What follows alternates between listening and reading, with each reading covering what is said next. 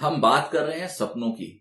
और आज सपनों की इस कड़ी में मैं एक उस सपने का नाम लूंगा जो सपना घर घर दोहराया जाता है और करोड़ों बार दोहराया जा चुका है। दोस्तों, दर्शकों, नमस्कार। बहुत स्वागत है आपका मेरा YouTube चैनल में। आपका प्यार और आपका सम्मान जो मुझे मिल रहा है, मैं उसके लिए आपका हृदय से आभारी। रामचरितमानस भारतवर्ष के हर सनातन परिवार की जीवन धारा है, प्राण है, सांस है, श्वास है। रामचरितमानस का एक और चैप्टर है जिसका नाम है सुंदरकांड। सुंदरकांड की छटा ऐसी निराली है कि मैंने अपने जीवन में हजारों व्यक्ति को देखा है कि जो सुंदरकांड का एवरीडे पारायण करते हैं, रोज पाठ करते हैं।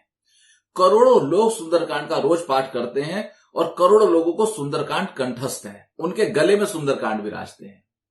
आइए सुंदरकांड से हम कुछ प्रूफ देखते हैं। हम शास्त्रीय प्रूफ को जानेंगे सुंदरकांड श्री रामचरितमानस से सपनों को लेके।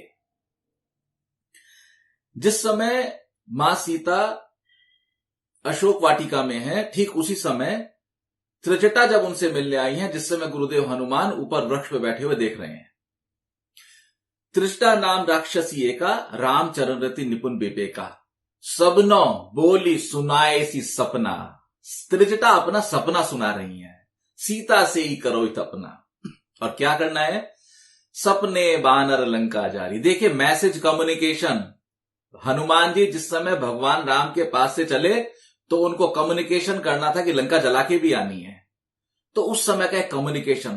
त्रिजटा को जो सपना दिखा वो सपना पूरी तरह सत्य हुआ, क्योंकि त्रिजटा ने कहा मां को कि सपने बानर लंका जारी। सपने में एक वानर ने लंका को जला दिया है। जातु ध्यान सेना सम्मारी, खर आरूढ़ नगन 10 सीसा।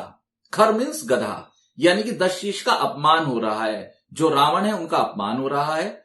मुंडित सर खंडित भुजबीसा, उनकी सिर भी कट गया है और उनकी भुजाएं भी कट गई हैं।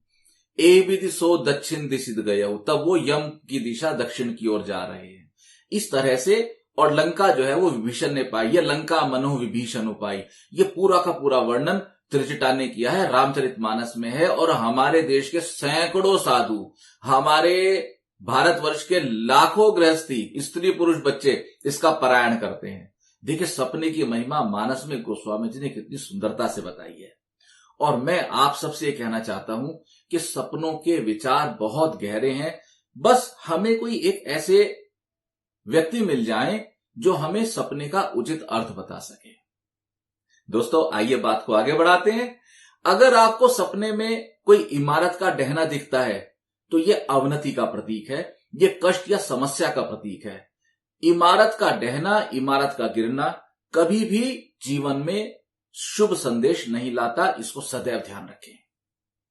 अगर आपको सपने में बहुत बादल दिखाई देते हैं तो यह इस बात का द्योतक है कि आपको जीवन में कुछ लाभ, कोई फायदा या कोई रुका हुआ काम बनने की संभावना बन रही है।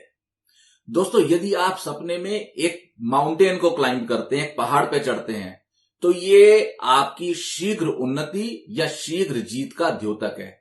इसको ऐसे भी करेक्ट करेंगे कि यदि आप किसी जॉब की तलाश में हैं तो आपकी वो तलाश पूरी होने वाली है। यदि आप किसी प्रमोशन की तलाश में हैं तो आपकी प्रमोशन की तलाश भी पूरी होने वाली है। और जो ये आपकी इच्छा पूरी होगी, ये up to the desire level या up to the most satisfaction level तक ये इच्छा पूरी होगी। रॉक क्लाइंब करना बहुत अच्छा सपना होता है सदैव। दोस्तों, यदि आपको सपना दिखता है कि आप किसी नदी में नहा रहे हैं, नदी में नहाने के सपने का सिंपल अर्थ है कि कहीं ना कहीं आपको जो बॉडीली प्रॉब्लम है या रोग है या सिकनेस है, वो रोग या सिकनेस आपको समाप्त हो रही है। किंतु यदि आपको सपने में इस चीज का कॉन्सेप्ट क्लियर है कि ये नदी और कोई नहीं, देव नदी मां गंगा है, तो समझिए कि सिकनेस के समाप्त होने के साथ साथ कहीं ना कहीं से आपको कुछ शुभ समाचार भी मिलने वाला है। कई बार दर्शकों, आपको सपने में देखने को मिल सकता है कि आपने अनाज लिया है, अनाज खरीदा है या अनाज का स्टोर किया है। अगर आप सपने में किसी भी तरह से अनाज का भंडारण देखते हैं, स्टोरेज ऑफ ग्रेन्स देखते हैं, तो ये लक्ष्मी जी की कृपा, धन लाभ का सपना है। अगर मान लीजिए आपको सपने में मृत्यु या डेथ दिखाई देती है, डेथ, जिस व्यक्ति की डेथ दिखाई देगी उस व्यक्ति की आयु बढ़ गई, आयुष्य कारक ये सपना है। किंतु सपने में यदि आपको बवंडर दिखता है, तेज हवाएं दिखती हैं, स्ट्रॉर्म दिखाई देता है, या ओवरफ्लोइंग ऑफ वाटर दिखाई दे रहा है कि पानी जो है वो नहर या नदी के किनारे तोड़ के बाहर निकलने को तैयार है या निकल रहा है, डेफिनेटली टेंशन्स बहुत इंक्रीज होने वाली हैं, जीवन में समस्या आएंगी। किंतु यहीं पर अगर आपको सपने में गौ माता दिखाई देती हैं, चाहे वो किसी भी स्वरूप में दिखाई दें, तो समझिए कि जीवन में आनंद बढ़ने वाला है, जीवन में सुख संपदा आने वाली है।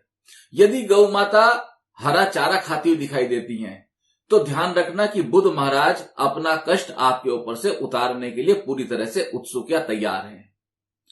और यही गौ माता यदि आपको बिहाती हुई दिखाई देती हैं, अर्थात बच्चा देती हुई दिखाई देती हैं, तो यह इंडिकेशन है कि आपके घर में खुशियों के खजाने और खुशियों का प्रकाश बढ़ने वाला है। मैं फिर मिलूंगा आपसे और बहुत सारे सपनों की जो प्रेडिक्शंस हैं वो लेके और इनके उपायों के साथ। मेरी पिछले सपने की वीडियो को आपने बहुत अप्रिशिएट किया। कृपया आप अपने सपनों को लेके बिल्कुल भी अचंभित और परेशान मत होइए, सिर्फ इस वीडियो को देखिए और शिव जी पर जल चढ़ा देने से आपको अगर कोई ऐसा स्वप्न आया जिसका मतलब मैंने नेगेटिव बताया है, उसका एक उपाय बताता हूं। बड़ा सिंपल उपाय है।